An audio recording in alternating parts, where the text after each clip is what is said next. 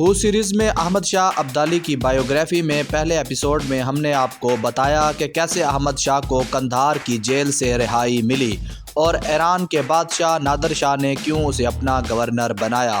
بادشاہ بننے کے بعد احمد شاہ نے غزنی، قندھار، کابل اور لاہور کیسے فتح کیا۔ احمد شاہ ابدالی کی بائیوگرافی کے دوسرے اور آخری ایپیسوڈ میں ہم آپ کو بتائیں گے کہ کیسے احمد شاہ ابدالی نے دہلی پہ قبضہ کیا اور کیسے پانی پت کی جنگ فتح کی، اور شاہ ولی اللہ نے احمد شاہ کو کیوں ہندوستان پہ حملہ کرنے کے لیے خط لکھا، اور 20,000 سکھوں کو کیسے ایک ہی دن میں قتل کر دیا گیا۔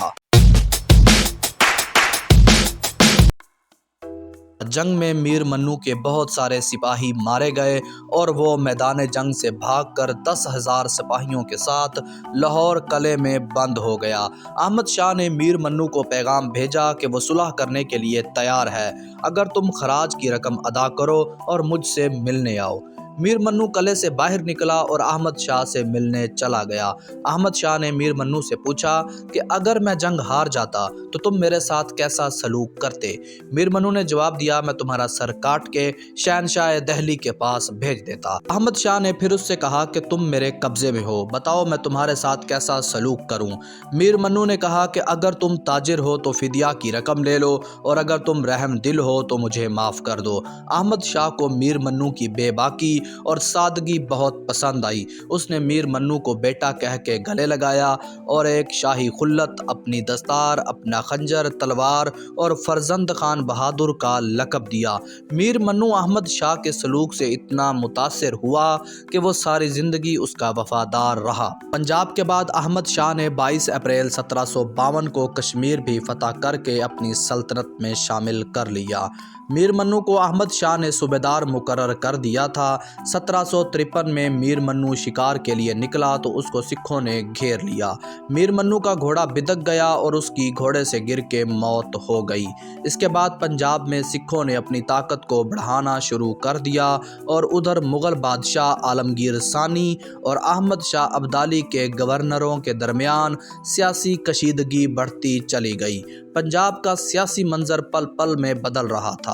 احمد شاہ ابدالی کو جب پنجاب کی خبر ملی تو اس بار وہ دہلی فتح کرنے کے لیے 1757 میں افغانستان سے نکل آیا۔ اس نے مغل شہنشاہ عالمگیر ثانی سے 2 کروڑ کا خراج مانگا اور اس کی بیٹی کا رشتہ بھی مانگا۔ عالمگیر بیٹی کا رشتہ دینے کے لیے تو راضی تھا، مگر خراج کی رقم ادا کرنے کے لیے اس کے پاس 2 کروڑ نہیں تھے۔ احمد شاہ نے دہلی کے قلعے پہ قبضہ کر لیا۔ عالمگیر قلعے سے نکل کے اندرون دہلی چلا گیا۔ احمد شاہ کے نام کا دہلی کی مسجد میں خطبہ پڑھا گیا۔ اس کے بعد احمد شاہ اور عالمگیر کی ملاقات ہوئی جس میں دونوں نے اپنی پگڑیاں بدلیں۔ احمد شاہ نے عالمگیر کو بہت قیمتی تحائف بھی دیے اور اس نے اعلان کیا کہ کسی بھی قسم کی قتل و غارت نہیں کی جائے گی، بغیر اجازت کے لڑکیوں کے ساتھ نکاح نہیں کیا جائے گا، شہریوں کو مکمل امان دی جائے گی، اور 30 جنوری 1757 میں احمد شاہ کے نام کا سکہ جاری کیا گیا۔ 14 فروری 1757 میں احمد شاہ کے بیٹے تیمور شاہ کی شادی عالمگیر کی بیٹی سے کر دی گئی اور سرہند کا علاقہ بطور جہیز احمد شاہ کے حوالے کر دیا گیا جو پہلے ہی احمد شاہ فتح کر چکا تھا۔ اس کے بعد احمد شاہ دہلی سے نکلا اور جاٹوں کے علاقے بلب گڑھ پہ حملہ کر دیا۔ بلب گڑھ فتح کرنے کے بعد احمد شاہ نے نجیب الدولہ اور سردار جہان خان کو 20,000 فوج دے کے حکم دیا کہ جاٹوں کے علاقوں کو لوٹ لو، متھرا کو فتح کر لو اور ہندوؤں کو قتل کر دو۔ ایک ہندو کے سر کے بدلے 5 روپے شاہی خزانے سے لیتے جاؤ۔ متھرا میں ہندوؤں کے 3,000 سپاہی مارے گئے اور باقی بھاگ گئے اور متھرا بھی فتح کر لیا گیا۔ ڈاکٹر قانون گو لکھتے ہیں کہ متھرا میں ہندوؤں کی بڑی بڑی مورتیاں تھیں جن کو افغان ٹھوکریں مار مار کے گلی کوچوں میں پولو کی گیند کی طرح کھیلتے تھے۔ متھرا کی فتح کے بعد احمد شاہ کی فوج نے بندرا بن علاقہ بھی فتح کر لیا۔ ان ساری فتوحات کے بعد احمد شاہ نے مشہور صوفی بزرگ حضرت قطب الدین بختیار کاکی باقی کے مزار شریف پہ حاضری دی اور افغانستان واپس چلا گیا۔ ہسٹورینز لکھتے ہیں کہ ہندوستان کی اس مہم میں احمد شاہ کو 12 کروڑ کا مال غنیمت حاصل ہوا۔ 28,000 ہاتھیوں، اونٹوں، بیلوں اور خچروں پہ خزانہ لدا ہوا تھا اور 80,000 سپاہیوں نے اپنا اپنا حصہ الگ سے اٹھایا ہوا تھا۔ اسی دوران پٹیالہ کے آلہ سنگھ جاٹ اور دوسرے کئی سکھ سرہند میں جمع ہو گئے اور انہوں نے تب حملہ کیا جب تیمور شاہ یہ سارا مال دہلی سے لاہور لے جا رہا تھا۔ سکھوں نے حملہ کر کے بہت سارا مال لوٹ لیا۔ اس کے بعد جب احمد شاہ لاہور سے اپنی فوج کے ساتھ افغانستان کی طرف جا رہا تھا تو سکھوں کی سکر چکیا مثل کے لیڈر سردار چڑھت سنگھ، جو راجہ رنجیت سنگھ کا دادا تھا، اس نے احمد شاہ کے لشکر پہ حملے شروع کر دیے اور بہت سارا مال لوٹ لیا۔ سردار چڑھت سنگھ کی قیادت میں اچانک حملہ کرتے اور فوراً فرار ہو جاتے۔ احمد شاہ نے سکھوں سے فیصلہ کن جنگ کرنے کا سوچا مگر کوئی موقع نہ مل سکا اور سکھوں کے حملے دریائے سندھ تک احمد شاہ کے لشکر پہ ہوتے رہے۔ احمد شاہ کے افغانستان جاتے ہی پنجاب میں سکھوں نے اپنی طاقت بڑھانا شروع کر دی۔ سکھوں میں ممتاز لیڈر چڑھت سنگھ، دیپ سنگھ، جسا سنگھ آہلووالیہ اور پٹیالہ کا آلہ سنگھ جاٹ شامل تھا۔ سکھوں نے 11 مثلیں تشکیل دیں، ہر مثل کا ایک لیڈر منتخب کیا۔ سکھوں نے لاہور پہ حملے کرنا شروع کر دیے اور سرہند سے جلندھر تک کے علاقے سکھوں کے کنٹرول میں آ گئے اور دوسری طرف مرہٹہ قوم طاقت پکڑنا شروع کر گئی اور دہلی تک کے علاقوں پہ قبضہ کر لیا۔ مغل حکمران کی حیثیت مرہٹوں کے گورنر جیسی رہ گئی تھی۔ ہندوستان کی حالت کو دیکھتے ہوئے ہندوستان کی ممتاز شخصیت حضرت شاہ ولی اللہ رحمۃ اللہ علیہ نے احمد شاہ کو خط لکھا کہ ہندوؤں میں ایک مرہٹہ نامی قوم ہے جس نے پورے ہندوستان میں اپنا اثر پھیلا رکھا ہے اور اسلامی شہروں کو اپنے قبضے میں لے لیا ہے۔ اس قوم نے مسلمانوں اور ہندوؤں سے چوتھا حصہ خراج لینا شروع کر دیا ہے۔ دہلی اور دکن کے سوائے خالص قبضہ ہے اور باقی پورے ہندوستان پہ یہ قوم پھیل گئی ہے۔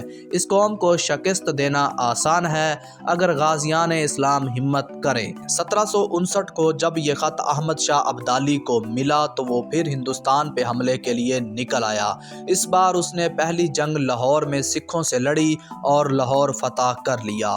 دوسری جنگ تراوڑی کے مقام پہ مرہٹوں سے ہوئی جس میں مرہٹوں کو شکست دی۔ تیسری جنگ براری گھاٹ کے مقام پہ ہوئی، اس جنگ میں بھی مرہٹوں کو شکست ہوئی۔ چوتھی جنگ سکندرآباد ملہا راؤ مرہٹوں کے ساتھ ہوئی اور اس جنگ میں بھی مرہٹوں کو شکست ہوئی اور کئی مرہٹے سپاہی مارے گئے۔ پانچویں جنگ احمد شاہ نے قلعہ علی گڑھ میں لڑی، اس جنگ میں ہندوؤں کو شکست ہوئی اور احمد شاہ نے قلعہ علی گڑھ پہ قبضہ کر لیا۔ اس کے بعد مرہٹوں نے ایک فیصلہ کن جنگ کرنے کا ارادہ کیا اور دوسری طرف احمد شاہ ابدالی نے بھی فیصلہ کن جنگ کا اعلان کر دیا۔ 14 جنوری 1761 کو دہلی سے 97 کلومیٹر دور ہریانہ میں موجود پانی پت کے مقام پہ دونوں فوجوں کا آمنا سامنا ہوا۔ یہ پانی پت کی تیسری اور آخری جنگ ہونے جا رہی تھی۔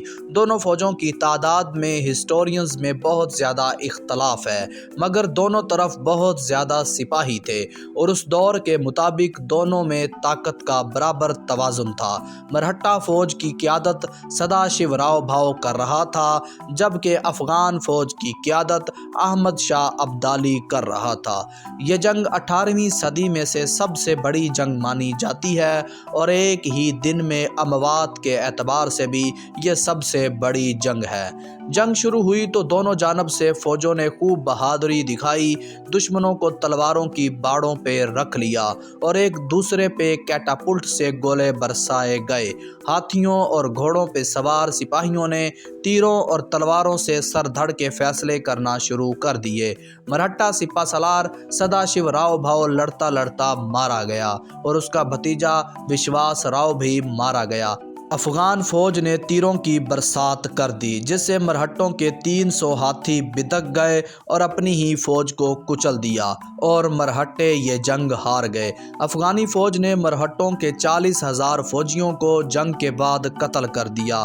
گرانٹ ڈیف نے اپنی کتاب تاریخ مراٹھا میں لکھا ہے کہ اس جنگ میں اور جنگ کے بعد مرہٹوں کے 1 لاکھ فوجی مارے گئے تھے جبکہ افغانی فوج سے 20,000 مسلمان مارے گئے تھے۔ کیسر علی آغا اپنی کتاب احمد شاہ ابدالی میں لکھتے ہیں کہ اس جنگ میں احمد شاہ ابدالی کو مال غنیمت کے طور پہ 5,000 گھوڑے، 2 لاکھ بیل، 500 ہاتھی اور پورا توپ خانہ ملا۔ ہندو ہسٹورین کاشی راج پنڈت اپنی کتاب پانی پت کی آخری جنگ میں لکھتے ہیں کہ قدرت نے مرہٹوں کے غرور اور تکبر کو نیچا دکھانے کے لیے احمد شاہ ابدالی سے کام لیا کیونکہ خدا کو غرور پسند نہیں۔ اس کے بعد احمد شاہ افغانستان واپس چلا گیا مگر وہ ہندوستان پہ دوبارہ حملے کرتا رہا۔ پانی پت کی جنگ کے بعد احمد شاہ کا مقابلہ سکھوں سے ہوتا رہا۔ ایک جنگ میں احمد شاہ نے سکھوں کے 20,000 سپاہی قتل کر دیے جس کو سکھ ہسٹری میں وڈا گھلو گھرا کہا جاتا ہے۔ 16 اکتوبر 1762 کو امرتسر کے مقام پہ سکھوں اور افغانوں کے درمیان ایک زبردست جنگ ہوئی جس میں سکھ شکست کھا کے بھاگ گئے اور پنجاب پہ دوبارہ احمد شاہ کا قبضہ ہو گیا۔ 12 دسمبر 1762 کو احمد شاہ لاہور سے واپس افغانستان چلا گیا۔ احمد شاہ کے افغانستان جانے کے بعد سکھ پھر اٹھ کھڑے ہوئے اور اپنی فوج کو دوبارہ آرگنائز کیا اور دوبارہ لاہور، سرہند، جلندر، دواب پہ قبضہ کر لیا۔ ملتان اور ڈیرہ غازی خان پہ بھی قبضہ کر لیا اور کئی مسجدوں کو شہید کر دیا۔ یہ خبر جب احمد شاہ کو ملی تو وہ پھر ہندوستان پہ حملہ آور ہوا اور جہاد کا اعلان کر دیا۔ راستے میں سکھوں سے مقابلے ہوتے رہے مگر سکھ کسی بھی جگہ ٹک کر فیصلہ کن جنگ نہیں کر رہے تھے۔ احمد شاہ کے آنے کی خبر پا کے سکھ لاہور، امرتسر اور سرہند سے بھاگ کے لاکھی کے جنگلوں میں چھپ گئے۔ سکھوں کو تتر بتر کرنے کے بعد احمد شاہ پھر افغانستان واپس چلا گیا۔ 1769 میں احمد شاہ نے پنجاب پہ پھر فوج کشی کی لیکن پنجاب پہنچتے ہی احمد شاہ کی فوج میں بغاوت پیدا ہو گئی اور وہ وہیں سے واپس افغانستان چلا گیا اور ادھر پنجاب میں سکھوں کی طاقت میں دن بدن اضافہ ہو رہا تھا۔ اب احمد شاہ کی طبیعت خراب ہونے لگی۔ اس کی ناک پہ ایک زخم تھا جو بعد میں پھوڑا بن کے پورے چہرے پہ پھیل گیا جس وجہ سے بولا بھی نہیں جاتا تھا۔ وہ اشاروں سے بات کرتا تھا۔ 23 اکتوبر 1772 کو 50 سال کی عمر میں احمد شاہ ابدالی کا انتقال ہو گیا۔ اس نے انتقال سے پہلے اپنے بیٹے تیمور شاہ کو افغانستان کا بادشاہ نامزد کر دیا۔ یہ تھی احمد شاہ ابدالی کی بائیوگرافی۔ اگر آپ محمد بن قاسم، سلطان محمود غزنوی اور اکبر بادشاہ کی بائیوگرافی سننا چاہتے ہیں تو ہمارے چینل کی ہو سیریز وزٹ کریں یا پھر سکرین پہ نظر آنے والے تھمب نیل پہ کلک کریں۔